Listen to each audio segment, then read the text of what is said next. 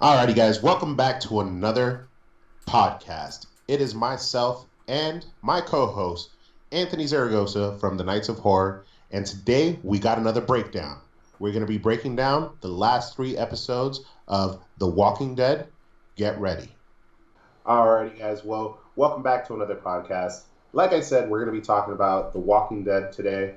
We got a lot going on. The show finally returned for the second half of the season, and we've got some new characters that have been introduced, some new storylines. We're going to start it off, myself and Anthony. We're going to just kind of break it down, not talk about it in any particular order, but just go over what's been going on and what our particular thoughts are about it. So I guess the first thing we could go off with is we got Alpha. Yeah, correct. Alpha is a female character. Traditionally, Alpha would be used for a male character, which is an interesting take. And she was introduced. There was a couple of rating issues when she was being introduced, but a lot of the fan base have actually enjoyed the introduction of Alpha.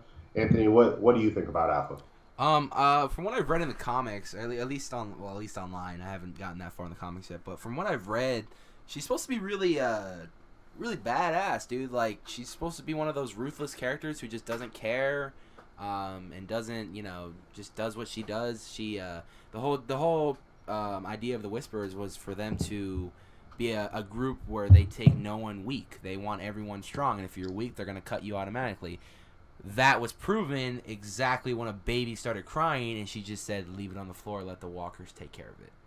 Yeah, that was a crazy scene. But before we get to that, so Alpha was introduced, but before she was introduced, we actually captured her daughter. Yeah. Who seemed like a hell of a weakling, but we're not so sure that she's being truthful. Oh, it's most definitely not. Yeah, it's one of those things where it's like most definitely. I mean, she's pretty deceiving though. Yeah, I mean, she is pretty deceiving, and she talked a little bit about her backstory, which I thought was pretty cool. Yeah.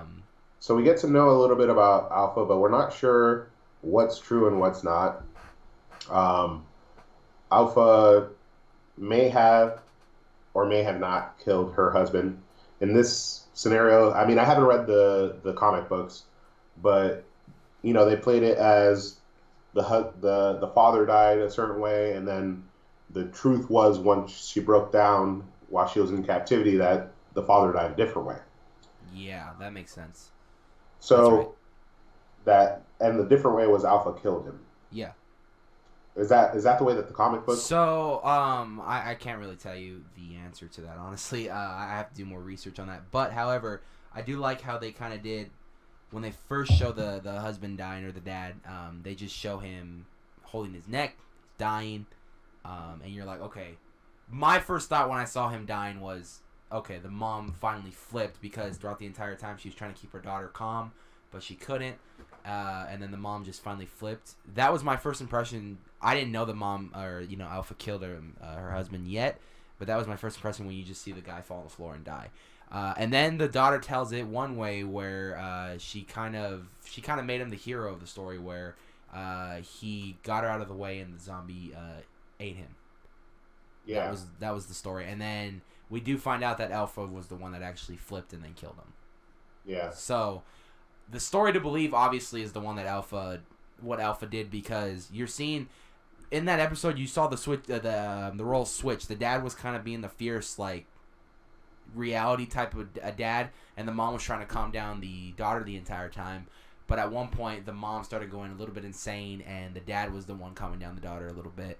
Seeing of course, the roles switch, like you mentioned. Usually, an Alpha is a male.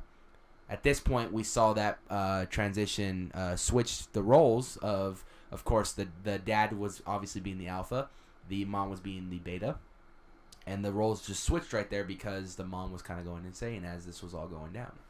Yeah. And then all along, while we're waiting for the true introduction of Alpha on that episode, Henry is kind of the bait and sucker. And what I mean by that is Darrow's kind of using him as bait to get more information out of or Alpha's daughter.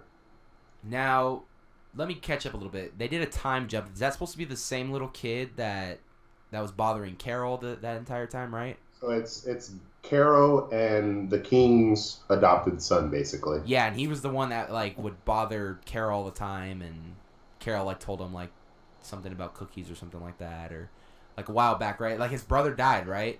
Yeah, his brother died. Okay, yeah, okay. So that's the same little kid just grown up, because it's He- supposed to be like a he- 5-year time jump, right? yeah, he was from the kingdom, That's right. and his brother died, and then basically the king and Carol adopt him, but then they send him off to Hilltop, Okay. and the girl is kind of being reluctant to share anything with Daryl. So Daryl kind of just he knows that he's a sucker, Yeah. lets him go down there and start spilling his beans and having a conversation with her, hoping that like that opens her up, and he's listening from a corner somewhere. Yeah. A couple of the members actually from Hilltop are listening from a distance. Yeah. And basically they're trying to figure out, who is this girl? And it seems like she kind of opens them up and makes them think that she's good. Yeah. Henry is a sucker in this situation because he doesn't know that he's being used from both ends. Yeah.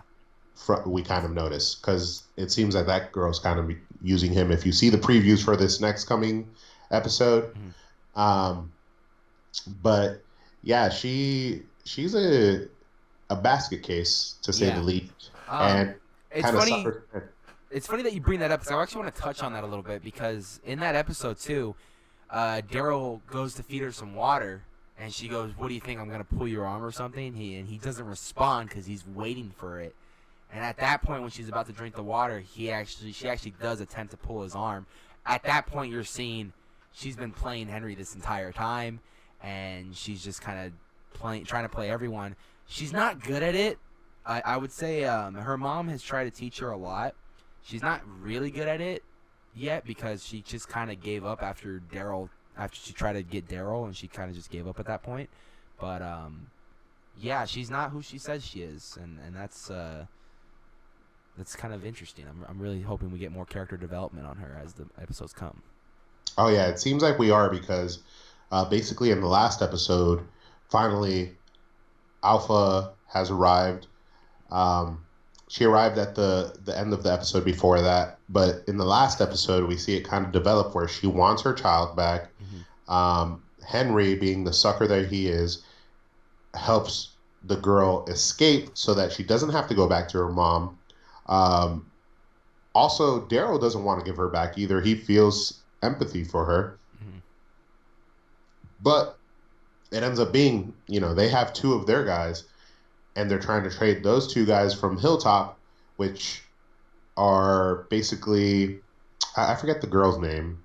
Not Maggie, the other girl. Oh, the one that's the little, that was the one that was in love with Carl, right? Yeah, I forget her name, but Carl's love interest, her new boyfriend, has been captured by the Whisperers, and then the guy from Fantastic Beast, who was introduced to the show in the new group, was also captured. So those two are being traded for the daughter. Yeah. But Henry helped the daughter escape in some belief that he was helping her out. And then Daryl finds them, trades them, and the daughter kind of just concedes. Yeah. It's interesting. It is. We've gotten to a point where it kind of seems like Hilltop has been fooled. Yeah. And the preview, we know that only because the preview shows that she isn't who she made herself out to be while she was captive. Yeah. At that point too, we do end up seeing the one of the greatest sequences in The Walking Dead, and we talked a little bit about it before we started filming. But one of the greatest sequences shot in The Walking Dead, and it actually, I was watching a whole video of why that was probably the scariest thing shot in The Walking Dead for a very long time, and that is, of course, the sequence of when that one lady goes and saves the baby. Yeah. And that was just a well shot sequence. That was, of course, going back to what we were talking about earlier. Alpha was Yeah, talk a little bit about it and kind of position exactly what Alpha did to show the nature of her people and herself that led into this this sequence. sequence, right? So Alpha is trying to negotiate with Hilltop as to getting her daughter back, and they're going back and forth and stuff like that. Well, they have a baby with them, and it's a newborn, and it's one of the members' babies, I'm assuming, because she was wearing it around her. But it seems like this group altogether, whether it's their own kids or anything, they're just ruthless. They don't care. And Alpha goes out and says, the baby's crying, you just put it down and let the walkers take care of it. At that point, when I saw that scene, I was like, wow, she really just does not care. And I thought it was going to be one of those scenes where she was just trying to prove her dominance in front of Hilltop and stuff. But in reality, she was going to let that baby die, because they do let that baby down, and the walkers end up getting closer and closer. And it wasn't until that one lady comes out from the cornfields to come and save the baby real quick. And then she runs back in the cornfields, which sets up one of the scariest sequences in The Walking Dead. Like I said, it's been a long time since we've seen something like this, where we see her, she's running through the cornfields with the baby on her. It's in her perspective, which I thought was really cool too. But the thing that makes it scary is the fact that there's no noise whatsoever. Because she's deaf. Because she's deaf, yeah, which that makes it even better. But there's no noise, so you're kind of seeing exactly from her perspective. No noise, and you're just seeing what she's seeing. But you see, like, I think a couple actual walkers pop out, and some whispers pop out, which was kind of the scary sequence. But what made it really badass was the fact that Daryl comes out of nowhere and just kind of, kills the walkers and I think some of the whispers. Saves the day. And saves the day, yeah. But just that sequence and like the lighting and everything, it was like kind of like noonish, like going into dark in a way. But it had that like creepy vibe to it where you were just kind of looking at it and you were just like, wow, this is scary. Like these people actually mean business, and these people will stop at nothing to get what they want and stuff like that. Yeah, that scene definitely did set a tone. Not only was it a great scene because it was terrifying given the element of your senses being removed, but at the same time it also showed because not just her, not just did that girl intervene and grab the baby, the people from Hilltop were trying to make noise to distract the zombies. Yeah. Right? Or the walkers. The walkers, yeah. Right? Trying to distract the walkers. So it shows a level of humanity between Hilltop that the Whisperers do not have, because when the lady was holding the baby and the baby is causing all this ruckus and the walkers are coming over, Alpha just looks over and kind of like shrugs and is like, hey, I guess we gotta let her die. Yeah. I guess we gotta let her die, which was kind of ruthless, and it positions her in a way that, she's a gangster type of thing, Yeah. I think, everything that we've said, Alpha has definitely kind of made her point. Mm-hmm. But at the same time, we were talking about this before. Alpha, to me, doesn't seem like the intimidating force physically that, they are trying to convey through her actions. Yeah. Regardless of her actions, I mean, if I was the parent of that baby, I would just be like, Alpha, I'm twice your size. I'm 6'2". I'm going to hold my baby and I'm going to run. I'm not going to drop it. However, now you do got to think about the fact that she has gotten in these guys' minds and heads with some. So let's talk about this for a little bit. We don't know what she's telling this group as to why they should be acting this way, as far as like a ruthless kind of thing. So I want to know. There's a couple questions I have for the future of the episodes that are coming up. Are we going to see what she's telling them in order to be as ruthless as they are? That's number one. When are we going to get introduced to Ryan Hirsch's character, Beta, and how are they going to introduce him? And what is the potential and actual threat of the Whispers towards Daryl's gang and stuff like that, Yeah. That sounded weird to say. I'm used to saying Rick's gang, and Rick's no longer there. But, yeah. So, and another question we could have answered, too, because they're supposed to be making, I think, like 3 movies, and I don't know if they're going to continue off of the current seasons and stuff, but there's a 5-year gap in between what we saw with Rick till now. Yeah. So what happened to Rick? Yeah. Can I say I love Rick and what he did with the show, but his removal has not really impacted me much because I always thought Daryl was a better character anyway. Yeah. So I don't know. I don't know if we'll ever find out what happened with Rick. I know that there's plans, but will they ever come to fruition? I guess we'll see.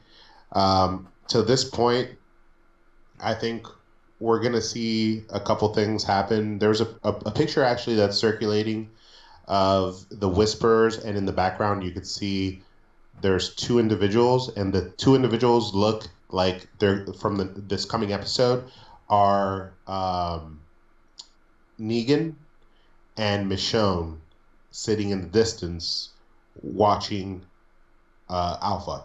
So, not sure if they've infiltrated the camp of the Whisperers. I know that Daryl, at the end of the last episode, is heading to basically kind of clean his moral compass because he feels so bad for letting that girl go back. He's going to get her and release her from the Whisperers, but I think that's all going to backfire on them given the preview that we saw. Yeah. I don't know. It's interesting. On top of that, let's kind of take a step back. We've got that new group, the Whisperers, that have been introduced. We got Alpha, who's been introduced. These guys are ruthless. There's some crazy stuff that's probably ahead because I don't think we've really seen anything crazy at all to make us really fear this individual or this group. But that's to be seen in the next coming episodes. Yeah. But before that, what we have seen is Negan, a character who was a badass, has been captive for the past 5 years, finally escaped, and almost seems to be turning himself over. I got a theory about that. Go ahead. So, we do see, yeah, I do agree. Negan was pretty much the reason why I keep watching this show. He hasn't been in the last, 2 episodes yet, but hopefully he's coming back pretty soon. But Negan was this badass character. When he got introduced, he killed off 2 of the most loved characters on the show at that point. And when that happened, that pissed off a lot of people. Now, I don't know why people got pissed off, because if you read the comics or if you know anything about the comics, you knew that was coming. That was a given. That was automatically going to happen. That was a given. People to get mad. I mean, I can see though. I would say a percentage of their viewership is they don't read the comics. They love it because it's zombies. So they probably didn't know going in the comics that actually happened in the comics. Now, we've seen a lot of stuff transpire between that episode and now. There was a war between the Saviors and Rick's gang. But before that, they were trying to negotiate a plan with Rick's gang to give them half their stuff, and they'll take care of each other. But that wasn't working out. So then the war broke out, and Rick's gang ended up taking over. They ended up catching up Negan and holding him captive and stuff. And then in this new season, we do see Negan has been captured and stuff like that. He's aging and stuff. The groups are starting to kind of get along in some sense. But I feel that I don't like where they're taking Negan's character. Now, that's cool. I would like to see him work with the gangs. However, there looks like they're transitioning more into a dad character again. And yeah. Go ahead. I see where you're going, but I think this is only setting Negan up to reemerge. So I think that Negan is on his way to probably becoming a badass again, but they're having to soften him up, and maybe he's going to be a badass in the favor of the Kingdom or Hilltop or Alexandria. Maybe he's actually going to be a contributing factor to how they defeat the Whispers. That could be. I could see that. Yeah, that could be pretty cool. Hopefully they just kind of make his character more of a badass again, though, because I could see him freaking hitting some whispers with Lucille. I want to see Lucille again. And I think in one of the mid-season trailers, we do see him pick up Lucille again or something like that. So he's going to get Lucille back. That's a given. Yeah, wherever she is. Yeah, wherever she is. With that being said, do you want to say any final thoughts or some predictions that you hope to see come true in the future of the episodes? So just like you, I want to see Negan get back to being a badass. Yeah. I truly believe that Negan was the peak and downfall of the show. He was so great, they could never live up to him again. And the show has been going down since. People like yourself and I, we're true fans. We haven't fallen off. We keep on watching. Yeah. But the casual fans have fallen off because they probably saw the episode where he was introduced. He killed Glenn. He killed Abraham, which was epic. And then ever since then, they haven't been able to live up to that moment. Yeah. So I want to see him get back there. I want to see. I think he could breathe a lot more life into the show than Alpha can. Yeah. And who knows? Maybe even that Beta character could breathe a little bit more life into the show. But I guess we'll see. I want to see the show continue. Yeah. And not fall off as it seems like it has. I know that the episode where Alpha was introduced, they said was one of the lowest rated episodes, but from what you're telling me, the most recent episode has actually breathed a little bit more life into the show, and I hope that continues. So I think rating-wise, not a lot of people enjoyed it.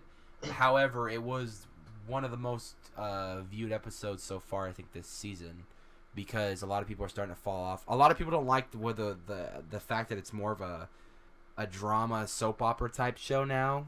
One of the showrunners who was his last year, he fell off, and that's why the show has a new feel to it, has a new intro. I do miss the guy who had a deeper voice every episode that go previously on The Walking Dead. Like, I miss that guy. I want that guy back. It's the littlest things that kind of just are ticking me off, but yeah. I still keep watching it. But and they're kind of making it. If you look at the show right now compared to like 3 or 4 seasons ago, it's got a different feel to it. Like I said, it's making it more of like a soap opera kind of show than it is an actual Walking Dead show. But nonetheless, I think if they can get this story going with the Whispers and keep that going, hopefully it can bring this show back on top. Okay. Well, I think we'll finish it there, Anthony. I want to thank everybody for tuning in and listening. If you have listened this far, make sure that you subscribe to both of our channels. Anthony is The Night of Horrors. The Night of Horrors puts out some great content out there, very creative around a lot of horror content. The guy has had some pretty impressive hosts onto his show. He's had some directors, some actors. Oh yeah. I'm trying. Yeah, he's even had Eddie Tainment on his show, which is crazy. At least 3 or 4 times. Also, make sure to follow myself and Anthony on Twitter, Facebook. We have social media. We have our Facebooks. We have our YouTube channels, which we're trying to continue to grow. Anthony's on his way to 300 if he hasn't hit it already, but he's not very yet, close. But on the way. As of this recording, not yet, but we're on the way. There you go. Well, thank you for joining us for the breakdown. And don't forget to ask yourself, have you been detained?